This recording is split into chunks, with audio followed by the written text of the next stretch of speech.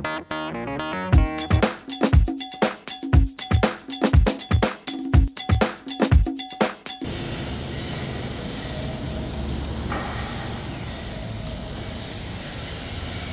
naging hadlang sa mga taong may kapansanan ang kanilang kalagayan nang muli nilang patunayan na sila ay may karapatan na maging bahagi ng pag-unlad ng ating lipunang kanila ring ginagalawan. Ito ay sa pamamagitan ng isang kooperatiba para sa mga differently abled na katulad nila. Ang kooperatibang ito ay naaayon sa saligang batas ng 1987 na protektahan ang mga taong may kapansanan.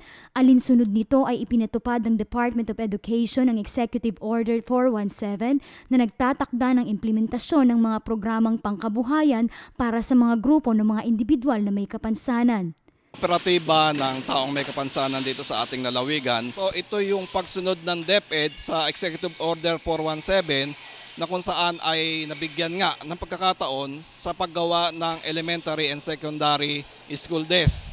School desk, teacher's table and chairs, kiddie chairs at iba pang gamit sa paaralan ang ilan sa kanilang mga proyekto at nagsisilbi rin nilang hanap buhay.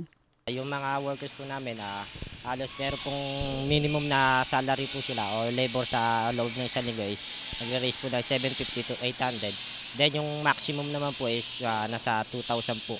Yun po yung halos kinikita ng mga bawat worker po namin.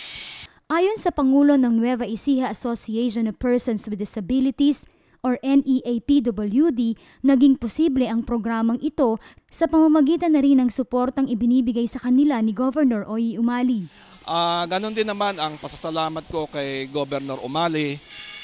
Palagi din siyang nakasuporta sa atin kagaya nga nung nakaraang taon. Ulitin ko ulit nung nakapagpagawa na siya ng 2,000. At kung merong mga ilang piraso din na pinagagawa siya mga request sa kanila, hindi kinakalimutan ni Governor ito para dito nadalhin sa amin yung order na yon.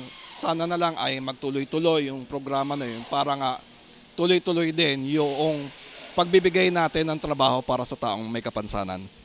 Nagpahayag din ang pamunuan ng NEAPWD ng kanilang panawagan sa mga local government units upang magpatuloy ang nasabing programa. Unang-una sa mga mayors, sa ating congressmen ng ating lalawigan at sa mga karatig rehiyon at kalalawigan na kung meron man silang project patungkol sa production of school chairs, and then also meron din kami dito mga blackboard, yung mga kiddie chairs for daycare centers.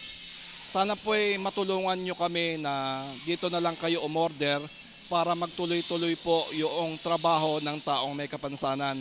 Short period lang po kasi yung sa national level, maabot lang po kami ng 5 buwan hanggang 6 na buwan. Pagkayari po noon, wala nang trabaho. Len Bautista ng Double P at Double B para sa TV48 at DWNE sa Bagong Nueva Ecija, ang mamamayan una.